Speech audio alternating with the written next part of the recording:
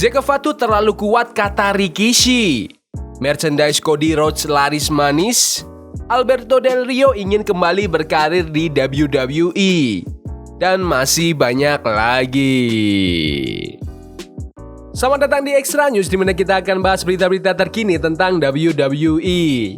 Sebelum kita lanjut, aku pengen kalian like dan share video ini ke teman-teman kalian yang suka WWE. Dan jangan lupa subscribe, soalnya channel ini upload video berita setiap hari. Jacob Fatu terlalu kuat kata Rikishi. Baru-baru ini, Solo Sikoa dapat kesempatan kedua buat tantang Cody Rhodes untuk perebutan Undisputed WWE Championship. Tapi sebelum pertandingan ini resmi, Cody awalnya ngasih tawaran buat anggota Bloodline lainnya, Jacob Fatu. Walaupun Jacob akhirnya nolak tawaran itu, legenda WWE Rikishi yang juga ayah dari Solo Sikoa merasa kalau saat ini tantangan Jacob Fatu ke Cody Rhodes itu terlalu cepat. Aku rasa Jacob didorong terlalu cepat. Kalau kamu langsung ke Cody, terus setelah itu mau kemana? Cody itu sekarang lagi jadi orang nomor 1. Aku pernah bilang sebelumnya, biarin Jacob ngacak-ngacak seluruh roster dulu. Kasih dia beberapa pertandingan pemanasan buat naik level. Dia cuma butuh waktu 3 menit. Kita udah lihat Jacob beberapa bulan ini, tapi apa ada yang beda? Ini yang aku maksud. Kalau kamu mau serius ngelawan orang, tunjukin bakatnya. Kasih dia pertandingan yang bukan benar-benar pertandingan. Jangan cuma pertandingan cepat biar dia bisa nunjukin potensinya. Aku gak bakal ngasih Jacob ke Cody sekarang. Pertandingan itu belum pantas buat terjadi. Karena Jacob Fatu nolak tawaran Cody Rhodes buat perebutan gelar WWE, Solo Sikoa lah yang akhirnya bersaing untuk gelar itu di episode SmackDown tanggal 13 September. Bloodline akhirnya menyerang Cody Rhodes setelah dia mempertahankan gelarnya, tapi untungnya Roman Reigns yang balik muncul berhasil ngebantu Cody Rhodes. Kedepannya, Cody dan Roman bakal tanding melawan Jacob dan Solo dalam pertandingan tag team di WWE Bad Blood. Menurut kalian, apakah kalian setuju dengan Rikishi yang bilang kalau Jacob Fatu terlalu cepat di-push? Komen di bawah. Merchandise Cody Rhodes laris manis. Sepanjang sejarah WWE, ada beberapa bintang yang jualan merchandise-nya laris banget. Tapi Cody Rhodes berhasil ngelakuin sesuatu yang bahkan Hulk Hogan atau Stone Cold Steve Austin pun belum bisa. Menurut laporan terbaru, sumber dari Fanatics, perusahaan merchandise olahraga besar, bilang kalau Undisputed WWE Champion ini masuk top 5 dalam penjualan untuk atlet atau tokoh manapun. Ini bikin Cody Rhodes jadi pegulat profesional pertama yang punya pencapaian kayak gitu. CEO Fanatics, Michael Rubin, secara pribadi memuji Cody karena penjualan yang luar biasa. Dan The American Nightmare ngepost video saat Rubin kasih kabar itu ke dia. Kamu tahu apa yang baru aja aku dengar? Aku berutang terima kasih besar sama kamu. Karena kamu, tanpa diragukan lagi, adalah orang nomor 1 yang menggerakkan bisnis WWE. Rubin juga bercanda kalau dia harus ngomong sama The Rock dan Logan Paul soal mereka yang kalah saing. Sebelumnya, dilaporkan kalau Cody masuk top 10 dalam total penjualan Fanatics. Mengingat perusahaan ini mewakili banyak atlet, entertainer, dan tokoh terkenal, pencapaian Cody ini luar biasa. Sementara itu, WWE juga merilis daftar penjualan merchandise terlaris mereka di tahun 2023, yang termasuk Cody Rhodes, Roman Reigns, LA Knight, Rhea Ripley, dan lainnya. Menurut kalian, apakah Cody Rhodes itu John Cena era sekarang, atau Cody Rhodes akan bisa lebih besar? Komen di bawah. Alberto Del Rio ingin kembali berkarir di WWE.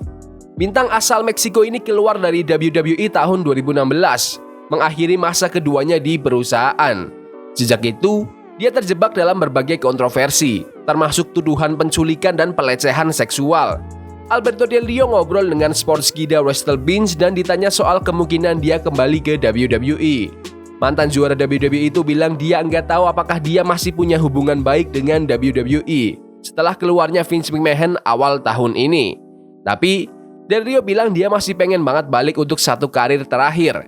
Dia nyebutin bintang-bintang seperti CM Punk, John Cena, dan Rey Mysterio sebagai lawan yang pengen dia hadapi sekali lagi. Beberapa tahun lalu, terakhir kali kita ngobrol, aku bilang iya, karena aku selalu punya hubungan baik sama Vince. Tapi sekarang Vince udah nggak di sana. Jadi aku nggak tahu gimana hubungan sekarang sama orang-orang yang jalanin perusahaan. Aku tahu mereka tahu apa yang udah aku lakuin beberapa tahun terakhir, terutama dalam 16 bulan terakhir. Dan aku berharap setelah mereka lihat versi terbaik dari Alberto Del Rio, mereka mungkin suatu hari bakal bikin panggilan. Aku bohong kalau bilang enggak. Impianku yang paling besar adalah kembali ke sana dan punya satu karir terakhir, lalu pensiun. Aku pengen gantung sepatu setelah pertandingan di WWE, lawan salah satu pegulat favoritku. Siapa aja? Punk, Cena, Rey Mysterio, Big Show, atau bahkan Dolph Ziggler. Gak masalah siapa yang kasih aku pertandingan terakhir, tapi aku pengen itu terjadi di WWE. Masih belum jelas apakah impian Alberto bakal terwujud, terutama karena Dolph Ziggler juga udah dilepas WWE di tahun 2023. Sekarang Dolph Ziggler punya peran besar di TNA sebagai juara dunia dengan nama aslinya Nick Nemeth. Menurut kalian, apakah kalian ingin Alberto Del Rio kembali ke WWE lagi? Komen di bawah. Charlotte Flair akan tumbangkan Nia Jax ketika kembali. Mantan juara wanita WWE ini belum terlihat di program WWE lagi sejak bulan Desember. Dia cedera waktu pertandingan lawan Asuka yang bikin Charlotte Flair absen dari WrestleMania 40 dan banyak acara lainnya. Sementara itu, Nia Jax udah jadi top heel di divisi wanita. Dia ngalahin Bayley buat jadi juara WWE Women's Champion di SummerSlam, dan sejak itu terus ngalahin siapa aja yang ada di depannya. Karena ukuran tubuhnya yang besar, susah buat nemuin orang yang realistis bisa ngalahin dia buat sabuknya. Tapi, Kevin Nash berpikir dia punya orang yang cocok buat itu. Kevin Nash ngomongin soal Nia Jax di podcastnya, Click This. Dia awalnya bilang kalau Nia Jax itu cantik banget dan nyebut dia sebagai Andre the Giant yang cantik.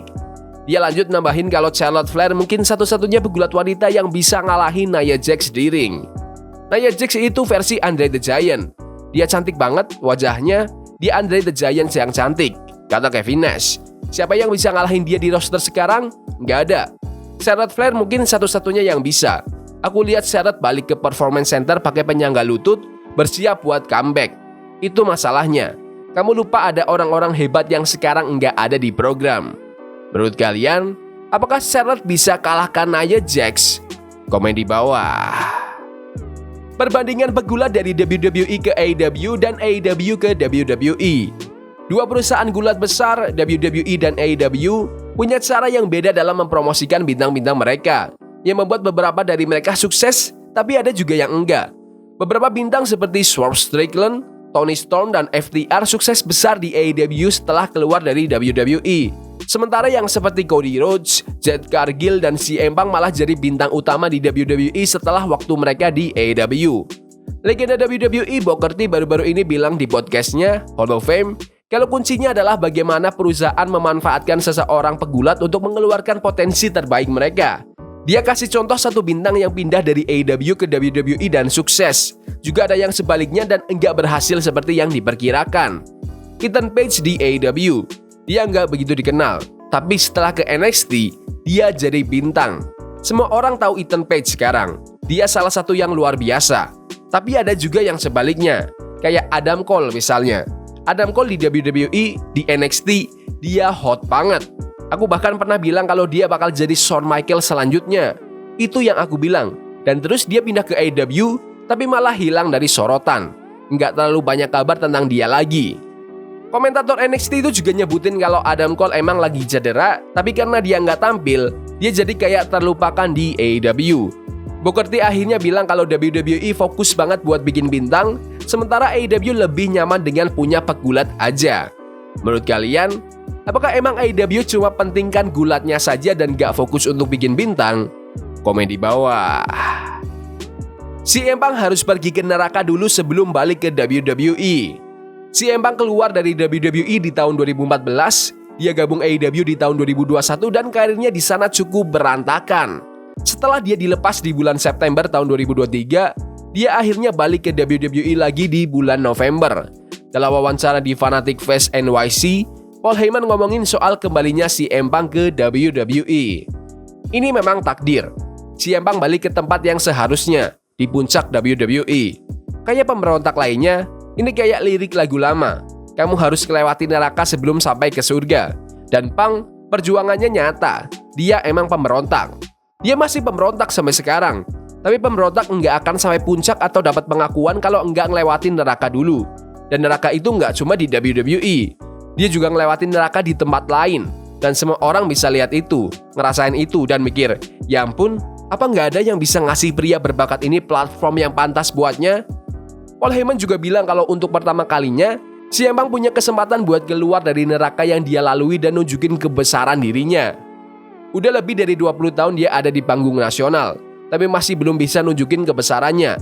Sekarang, benar-benar pertama kalinya, dia punya kesempatan buat keluar dari semua itu dan ngasih tahu dunia betapa hebatnya dia. CM Punk bakal lawan Drew McIntyre dalam pertandingan Hell in a Cell di WWE Bad Blood. Menurut kalian, apakah CM Punk itu salah satu pegulat terbaik di era modern? Komen di bawah. Bronson Reed jadi terkenal gara-gara ngehajar habis Seth Rollins. Karir Bronson Reed di WWE naik ke level berikutnya tahun ini setelah dia menghajar Seth Rollins habis-habisan setelah SummerSlam. Bintang WWE Bronson Reed baru-baru ini jadi tamu di The Overnight Crowd. Waktu ditanya tentang aksinya yang ngelumpuhin Seth Rollins setelah SummerSlam, Reed bilang dia yakin serangan itu lebih berdampak buat karirnya daripada pertandingan apapun. Itu salah satu momen di mana orang selalu ngelihat aku sebagai pegulat yang jago di ring. Siapapun yang ditaruh buat lawan aku, pasti pertandingannya bagus. Mau lawan pegulat ringan atau orang sebesar Braun Strowman, aku selalu bisa bikin pertandingan yang oke. Tapi kamu selalu butuh sesuatu selain cuma jago bertanding buat bikin kamu menonjol. Menurutku, serangan ke Seth Rollins itu lebih berdampak daripada pertandingan apapun yang bisa aku lakuin. Muncul dan ngancurin Seth Rollins di depan penonton kayak gitu, itu beda. Dan caranya juga bukan cuma satu tsunami dan selesai. Aku ngulang terus, berulang-ulang. Waktu aku udah siap buat ngasih tsunami ke-5 atau ke-6, orang-orang yang awalnya dukung Seth Rollins malah minta aku buat terus nyerang. Pas aku ngasih yang ke-6, mereka mulai ngebu aku lagi dan sorakin Seth. Itu nunjukin betapa kuatnya gerakan itu. Menurut kalian, apakah Bronson Reed bisa menjadi juara dunia di masa depan? Komen di bawah. Jadi gitu aja video berita hari ini. Jangan lupa like dan subscribe ke channel ini karena aku pengen 6.500 subscriber di bulan ini. Tolong bantu. Yes boy. See you.